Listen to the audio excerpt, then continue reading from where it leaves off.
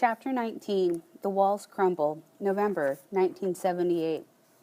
Another 6 months has passed since our family reunion at the infirmary. Back at the camp, my life continues as before, and with another increase in food rations, I will become still stronger. We no longer work in the fields, but spend the hours learning to fight in combat as rumors spread that the Yuan have invaded our borders. During the day, we train with the few sickles, hoes, knives, stakes, and guns that are available in the camp. Most of the training is repetitive, but Met Bong insists that only when the movements become automatic will we be able to fight well. In the evening, after our meal, we gather brush and sticks to build a fence around our camp. Early one morning, I wake up with dread and panic. My stomach knots and I'm drenched in sweat. I tell myself it is nothing, just nerves. I convince myself that I get nervous easily. After washing my face, I join the other kids in training. Met Bong takes her old clothes and stuffs them with leaves and straw to make dummies. For the heads, she stuffs her red checkered scarf with straw. She calls them her Yuan dummies and hangs them on trees in the field. After another long report about the evil of the Yuan, she lines us up single file across the dummies. With a 6-inch knife in my hand, I stand at attention in front of the line. Panting like an animal, with my legs shaking and my hand gripping the knife, I attack at Met Bong's cue, charging at my dummy. I yell, "Die! Die!" Though I focus on its head, I am only tall enough to thrust my knife into its stomach.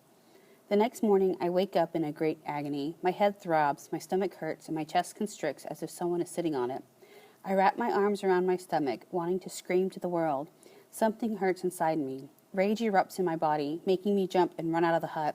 I don't understand the electricity in my body, this panic, this sadness, hatred, emotions that manifest into physical pains. I have to see Ma. It is dangerous to travel without permission, but I do not care. I have to go to her. I know I cannot leave through the front gate. If the girls see me, they will tell on me. I walk around the hut and search for a part of the fence where I can make my escape. I see a loosely built part where the stakes are far apart and the bushes sparse. Making sure no one can see me, I drop to my knees. Quickly, I part the prickly brushes and get on all fours and crawl through. I walk in the hot sun without food or water. Though my throat begs for water and my feet crave to stop, I push on. My heart races as images of Ma and Gek flash before me. Their faces are long, their mouths turned down, their eyes glisten with tears. They sit at the hut in row leap, calling out my name, as if they are trying to tell me something. I know why they are calling out to me, but I cannot accept it. I know. My thoughts turn to Pa, and I remember how he told me I had extrasensory perception. Even as young as I am, I have always felt as if I lived 80% of my life in déjà vu. In Phnom Penh, many times I knew who it was on the other line, even before Pa picked up the phone. Walking in the streets with Pa, or eating noodles with Ma at the shops, I would sense that we'd run into a certain person, and we would. In Row Leap, I had a dream that a certain house would catch on fire, and it did. Pa said it is a power, and though I did not fear it then, I fear it now. The minutes turn into hours until I reach Row Leap. It is mid-morning. The village is quiet. When I enter the village, I run to Ma's hut. "Ma!" I call out frantically. "Ma! Gek!" No one replies. "Ma!" I run as fast as I can into the garden. Ma and Gek are not there. Tears blur my vision as I run back to her hut. Everything is still there. Their wooden rice bowls and spoons. The small pile of clothes. "Ma!" I scream, my voice hoarse. "They are not here," a voice answers. A young woman stands in the doorway of the next hut. She is new. I do not recognize her. They left yesterday. My baby is sick, so I did not go to work. I saw them leave. "Where did they go?" "I don't know. They went with soldiers," the woman says quietly and looks away. She stares into the distance, refusing to look back at me. We both know what it means when the soldiers come to the village and take someone with them. Part of me cannot believe what the woman says, but the other knows it is true. Yesterday, I could not explain the mental anxiety and physical pains I woke up with. Now I know it was Ma and Gek telling me about the soldiers. "Ma, where are you? Ma, you can't do this to me!" I scream into the empty hut. They cannot have survived 3 years of starvation and the loss of Kev and Pa only to be taken now. The last time I saw her, she was doing okay without Pa. I believed she was going to make it. She fought so hard to live. She cannot be gone. Poor little Gek, she never got anything good out of life. At the sound of her baby's cries, the woman goes into her hut. Inside, the woman hums her baby back to sleep. A memory of Ma singing me to sleep in Phnom Penh flashes before me. I cannot be strong anymore. My wall crumbles and collapses on top of me. Tears run uncontrollably down my face. My chest compresses. My insides gnaw at me, eating away at my sanity. I have to run away. I have to leave. Somehow my legs take over and carry me away from the village. "Ma, Gek, I whisper to them. Their faces flood my consciousness. My mind races, remembering the time I stole rice from the container out of their mouths. She never knew how it felt not to be hungry. My mind will not leave me alone. My body goes weak when I wonder which one of the soldiers killed first. My mind projects pictures of the two of them together. I see them march slowly in a long line of 20 people collected from other villages in the province. A group of 5 or 6 Khmer Rouge soldiers walk on either side of the villagers. The soldiers' rifles point at the prisoners. The rain 3 days before has left the field wet and slippery with mud, making it difficult for the villagers to keep their balance. Beside the grunts, moans, and whimpers of the villagers, all is quiet. Both the soldiers and the villagers have on black pajama clothes and red and white checkered scarves with mud stains on their bottoms and knees. The men walk with their fingers locked behind their head. Sweat drips from their forehead and stings their eyes, but they dare not unlock their hands to wipe them. The women, children, and old villagers are allowed to use their arms to balance while they work their way on the uneven ground. Whatever their history, whatever their past, they are marching now because the Ankar branded them traitors to the government. Trailing along at the end of the line, Ma carries Gek on her back. Ma cries softly, her body tense with fear and her hands holding on to Gek. She feels Gek bounce slightly on her back as she catches her balance and prevents herself from a fall in the mud. Biting her lip, she thinks of Pa and wonders if he was this afraid when they took him away. She shakes her head, not allowing herself to think of him as being dead. Parts of her will always believe he is alive somewhere. It has been almost 2 years, and still she misses him every minute of the waking hour. In her dreams, he is so real that she wakes up hurting more than the day before. Sometimes, while she pulled weeds from the vegetable garden, her mind wandered to their first meeting by the river, when she first caught his eye. She thought he was so handsome, but knew her parents would not approve of him. She loved him, and despite her parents' objections, she ran away and they eloped. She just wanted to be with him. Maybe she would be with him again soon. The soldiers lead them past the rice paddies, past the swaying palm trees, to a field at the edge of the village. There, away from all eyes, they make Ma kneel with the other villagers. Sinking in the cool mud, Ma and Gek cling to each other. She hugs Gek tight against her chest, as if trying to push her baby back into her belly to spare her from the pain. She slides one hand up the back of Gek's head to make sure her face is turned away from the massacre about to happen. In her arms, Gek's body shudders, and her teeth clatter near Ma's ears. She feels Gek's small hand gripping her neck, yet she is quiet. The soldiers stand before them, their rifles aiming at the group, their fingers poised on the triggers. The dark clouds move over them, casting black shadows on the soldiers. The wind blows warm air around them, but Ma is shivering. She knows there is no fighting her fate. She knows no amount of begging will allow her to escape. She wraps her arms even tighter around Gek and squeezes her eyes shut, praying while the others beg for mercy. She brings Pa's face to mind and waits. The seconds feel like an eternity. She fights the impulse to scream, to provoke the soldiers to just get it over with. She does not know how much longer she can be brave.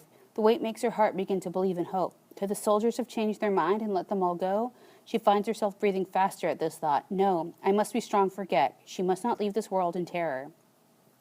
Then Ma hears the slush of mud as a soldier moves into his position. Her heart pounds as if it will rip through her chest. One soldier slings his rifle across his back and walks towards the group. Ma feels the ground beneath her become warm and wet. Glancing to her side, she sees that the man next to her has wet his pants. A soldier approaches the group. He walks straight toward her. Ma's eyes widen with hope. Her heart palpitates with fear. The soldier reaches down and grabs Gek's shoulders. The two of them scream a loud, shrill scream that echoes through the air, but the soldier does not stop and pull Gek out of her grasp as they cling to one another, yelling to each other not to let go. The soldier tears them apart until only the tips of their fingers hold them together. Then that chain too is broken. All the villagers cry and beg and start to get up off their knees. Suddenly the rattling sounds of the rifles go off and bullets pierce through their bodies, silencing their screams. Gek runs over to Ma's slumped-over body with her face in the mud. Gek is only 6 years old, too young to understand what has just happened. She calls Ma and shakes her shoulders. She touches Ma's cheeks and ears and grabs her hair to try to lift her face out of the mud, but she is not strong enough. While rubbing her eyes, she wipes Ma's blood all over her own face. She pounds her fist on Ma's back, trying to wake her up, but Ma is gone. Holding on to Ma's head, Gek screams and screams, not stopping to take in the air. One soldier's face darkens and he raises his rifle. Seconds later, Gek too is silenced. Walking away from Road Leap, I am deafened by the ringing in my ears. All the stories I have heard of how the Khmer Rouge killed their victims come back to me. Tales of them tying their victims in potato sacks and throwing them in the river. Stories of their torture chambers frequently circulate among the villagers. It is said the soldiers often killed children in front of their parents to elicit confessions and names of traitors. The ringing in my ears becomes louder, making me disoriented. Ma's face appears before me. I choke as I think of the pain she feels as she watches the soldiers hurt Gek. My mind obsesses over the pictures my mind makes up of their deaths, which refuse to let go of me. Then my head feels full and heavy. Tears pour from me as I drag my body away from the village. Someone once told me if you hit your head hard enough, you lose all your memories. I want to hit my head hard. I want to lose my memory. The pain in my heart hurts so much it becomes physical and attacks my shoulders, back, arms, and neck like hot pins pricking at me. Only death will relieve me of it. Then something takes over me. It is as if I am drifting away into another place, into the deepest recesses of my mind to hide from the pain. Suddenly, the world becomes hazy and blurry. It is all black, all around me, soothing and empty. My pain and sadness no longer feel real or personal, no longer mine, when the blackness swallows my surroundings and me with it. When I regain some level of conscious thought, I am back at my camp, standing before Met Bong. My hand massages my stinging cheek. I taste blood in my mouth. Met Bong has slapped me awake. "Where have you been?" she demands. As the world comes back in focus, the girls stand around us, watching me. "I don't know," I manage to say. "I went to..." "And you stayed for 3 days? Don't you know the Yuans are everywhere?" My eyes widen in disbelief. "No, I don't know where I was," I tell her honestly. Her hand lands hard across my face again. The pain makes me dizzy. I almost lose my balance. "You won't tell me? You won't have any food tonight. I will reduce your food ration until you do." She screams into my face and walks away. After she is gone, I walk to the rail and pull up a pail of water. Drinking some, I pour the rest over my feet. Rubbing one foot against the other, I remove the layers of red mud to expose my small, wrinkled toes. "Ma is dead," I repeat to myself with little emotion. "Ma is dead. I have no memory of the 3 days after I left her village." In our training the next day, I charge at Yuan dummies even before Met Bong's cue.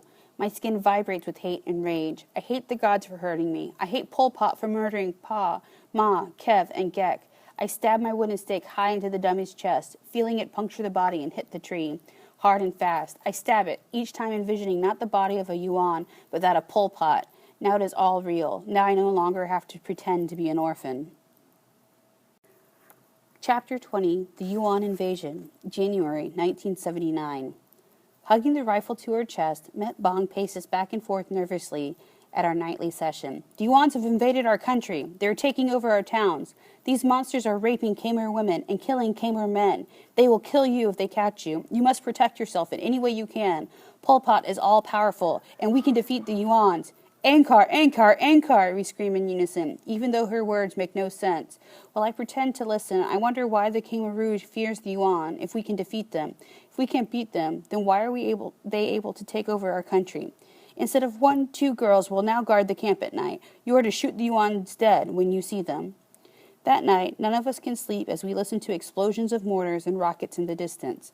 Though we are afraid, Met Bong tells us the Khmer Rouge soldiers will keep them away from us. After a few hours of shelling, all is quiet again. Then, without warning, a mortar explodes near our base, blazing the sky white like lightning. Fear runs up my spine and shoots into my heart. I scream and cover my ears with my hands, just as another mortar whistles and hits our hut. The straw walls and roof burst into flame. Screaming and wailing, the girls try to escape from the fire before the fire consumes the hut. The girls run and crawl to the door, their faces black with smoke and their eyes white with terror. Many are dripping blood from their arms and legs, where shrapnel sliced through their skin. I jump up and head for the doorway as fire spreads everywhere. "Don't leave me! I'm hit! Help me!" a voice screams out shrilly. She is lying in a pool of blood.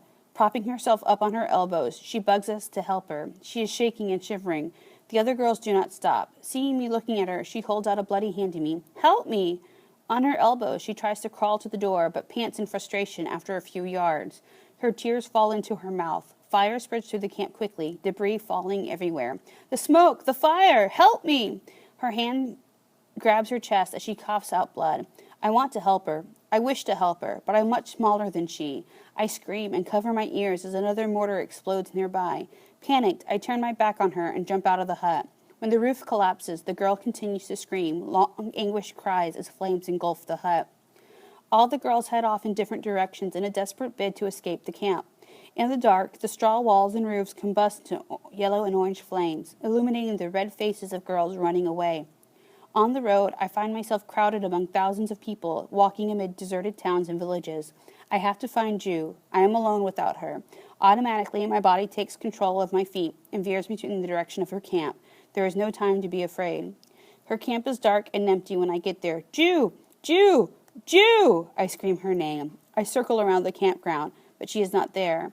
I run back into the traffic, not knowing what to do next. I don't know where to find my older brothers.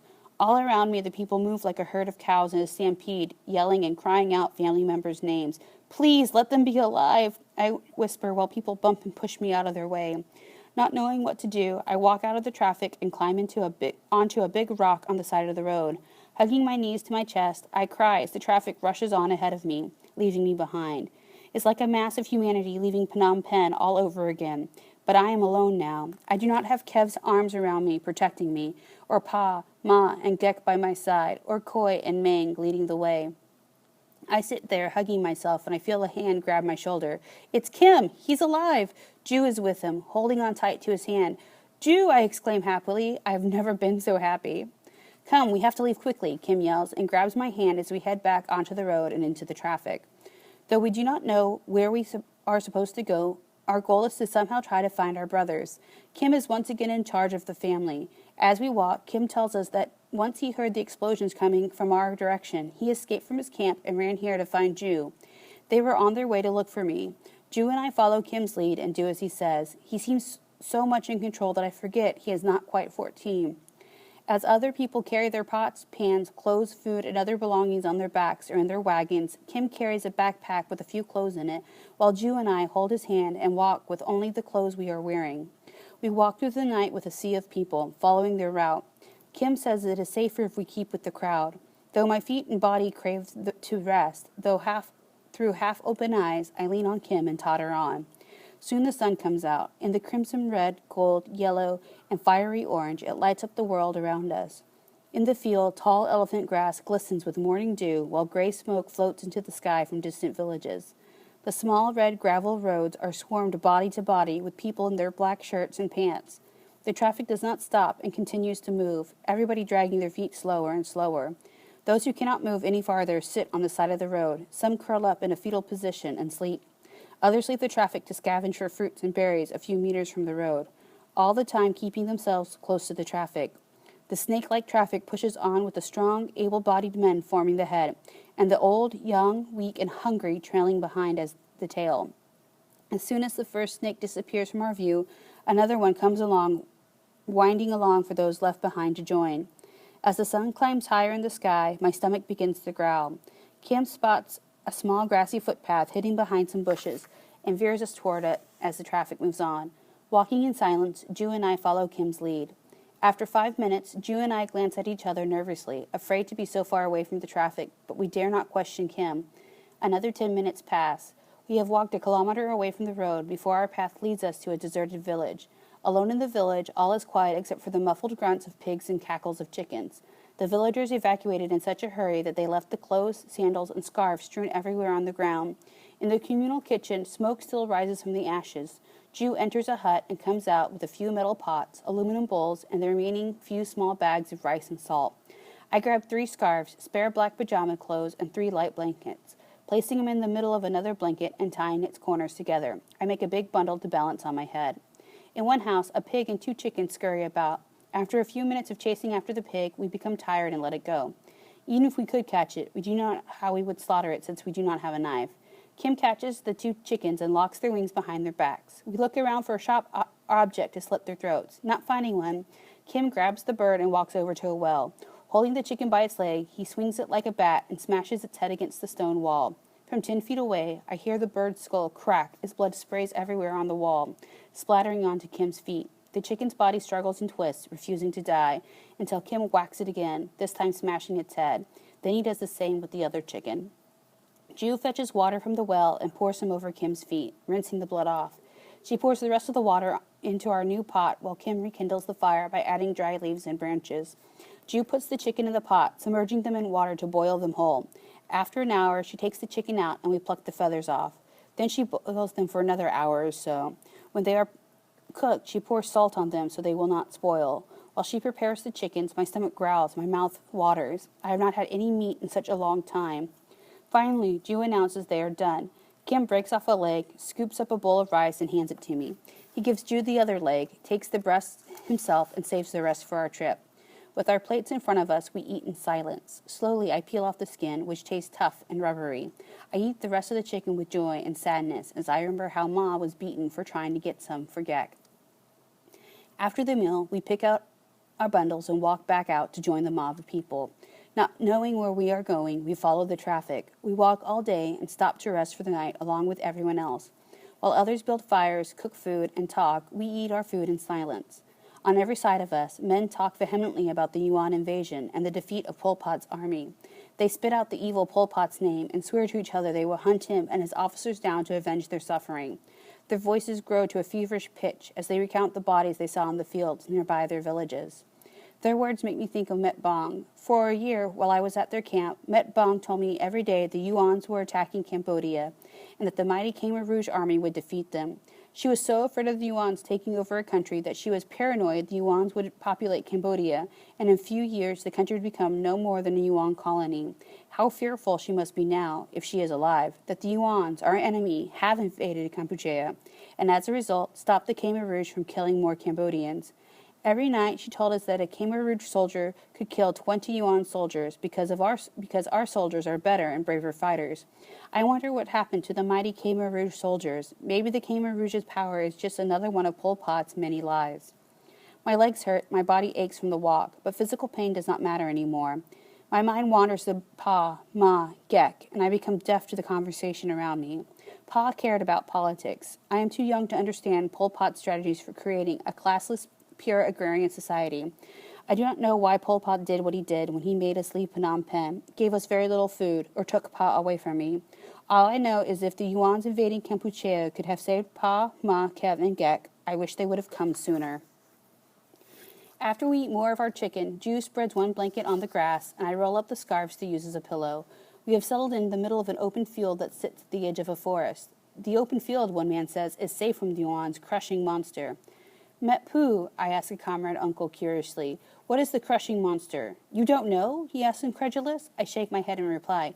No one has actually seen it, but they say it is like a wild monster and nothing can destroy it. It is part machine, part man, but very evil. It is bigger than a hut and can shoot out flames and bombs.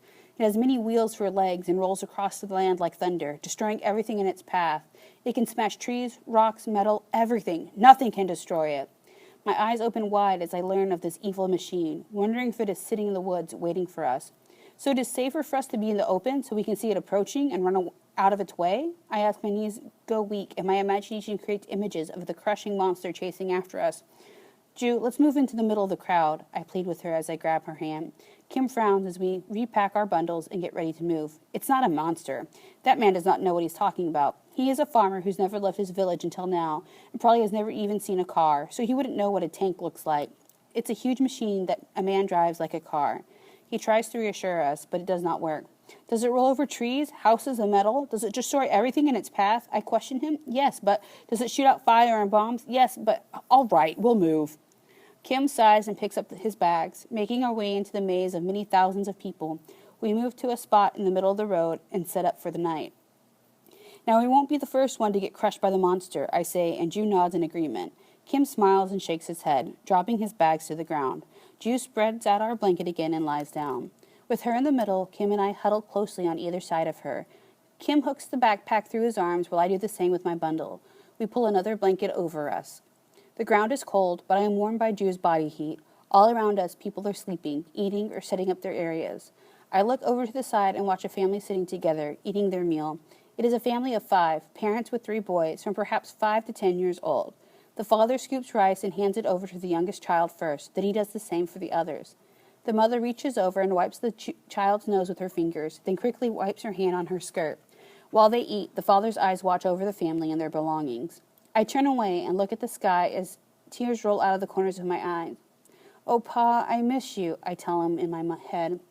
The sky is dark and silvery. It fills with a few gray, wispy clouds and countless twinkling stars.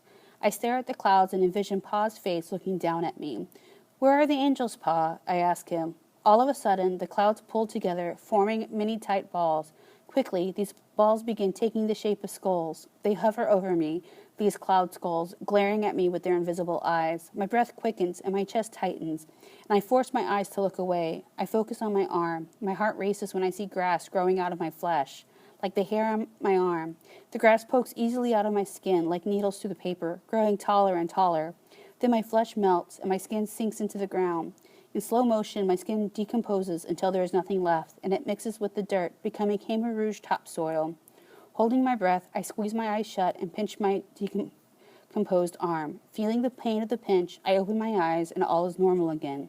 Locking my arms together across my chest, I close my eyes and try to sleep. We wake up the next morning and resume our journey once more. Since Kim and Ju have not mentioned anything about searching for Ma and Gek, I assume they know of their fate. I do not know how he and Ju found out about Ma and Gek. I dare not bring up the subject. Kim tells us we will try and make our way to Pursat City and wait for our brothers there. Kim does not tell us how long we will wait for Ming and Koi, or how long we will be there once we reach Pursat City. I do not know why Kim assumes Koi and Ming are still alive. Since we left Mom and went our separate camps, we have had no way of receiving news from our older brothers. It has been more than a year now since we last saw them. As an implicit rule, we do not talk about our family. I fear that if I ask, I will make Ju and Kim sadder than they already are. Being only 8 years old, this is the only way I know how to protect them. Every day we walk with the crowd, occasionally stopping in deserted villages to rummage for food. It is many days before we see the first sign of a possible end destination. My heart pounds so loudly I am sure others can hear it as my feet come to a complete stop. Before us walk 3 men dressed in green clothes with funny, round, cone-shaped hats on their heads. Their legs move in long, casual strides, and their rifles swing on their backs. Yuan. The traffic hums and whispers. My breath becomes short and shallow. Images of the Yuans torturing and killing their victims flash before my eyes. I have never seen a Yuan, yet these men look remarkably human. They are the same size as our Khmer men and are similarly built, not like the Barang with light skin and a thin nose, like I saw in Phnom Penh. The Yuans look more like Ma than many Khmers. They do not look like the devils Met Bong said they were. The Yuans walk toward us and raise their hands in greeting. I search the ground for weapons, a staff, sharp rocks, anything I can use to fight them. All eyes focus on them as they come nearer. People gasp when, in the next moment, one Yuan smiles and says in broken Khmer, "Chump Reap Suor," which means hello. There is a refugee camp up ahead in Pursat City, he tells us, and keeps walking. The crowd smiles gratefully. I cannot believe it. The Yuans did not shoot us. They did not take the children and slice open their stomachs. They even told us where Pursat City is. At last, after 3 days on the road, we have a destination. The camp looms like a small village before me, flickering and swaying in the haze like a mirage. From afar, the many green, black, and blue plastic tents jut into the sky, like thousands of anthills with black-haired people frittering in every direction. While most people sleep out in the open spaces, others are putting up makeshift tents and building huts. Next to the huts and tents, women prepare food, blowing and stoking the fire, coughing as the smoke finds their faces. Hovering above these women, men and children tie strings of wet clothes from trees to tents, creating giant spider webs. Each group of tents lie as small hills of trash, rotting in the hot sun, with children playing around them, occasionally picking up half-eaten mango, orange, or fish head and putting it in their mouths. The Yuan are all around, weaving through the labyrinth of homes and patrolling the area with rifles on their shoulders and grenades attached to their belts. There are many of them, smiling and talking to the kids, sometimes patting them on the head. My eyes follow a certain Yuan in a green camouflage uniform as he openly approaches a young Khmer woman in black pajama clothes. He flirts with her, and I think he is barbaric. He reaches into a pocket and pulls out a box. Placing it on his palm, he extends his hand to her. Shyly, she smiles and starts to take it, only to have him grab hold of her hand. Abruptly, she pulls her hand out of his grasp. After the brief stolen touch, he continues to talk to her. It fascinates me to see the Yuans courting girls in public, for in the Khmer culture, these things are done in secret. In the midst of the crowd, I hear the Khmer men discussing how the Yuans are there to protect us. They say the Yuans marched into Cambodia only 3 weeks ago, on January 25th, and through their artillery power and army defeated the Khmer Rouge, sending Pol Pot and his men running into the jungles. During his entire regime, Pol Pot had been provoking the Yuans' attack by sending his men to their borders and massacring Vietnamese villages. Pol Pot viewed the Yuans as the arch enemy of the Khmer people and feared the Yuans would annex our land if we did not attack them first. But Pol Pot's small, ill-equipped army could not win against the well-trained, well-equipped Yuan army. The men say the Yuans have liberated Cambodia and saved us all from the murderous Pol Pot. Kim pulls on my arm and gestures for me to hurry as I begin to fall behind.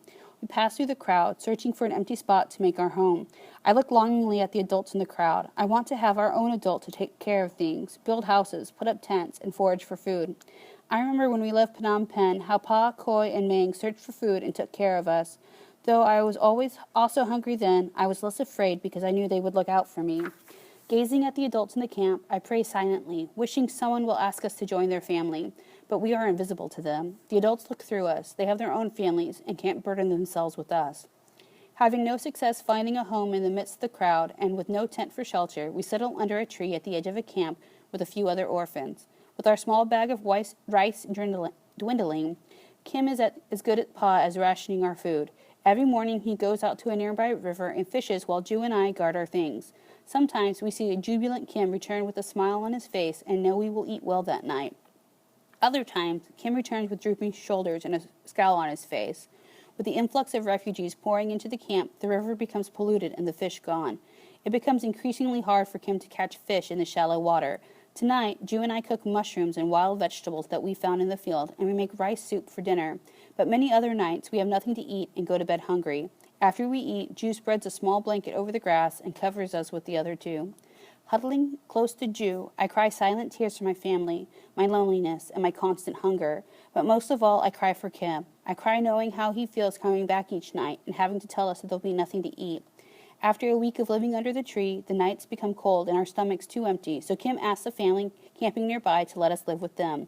With our bundles in our hands, we stand before them, our faces washed, our hair wet and smooth over, and our manners polite and respectful.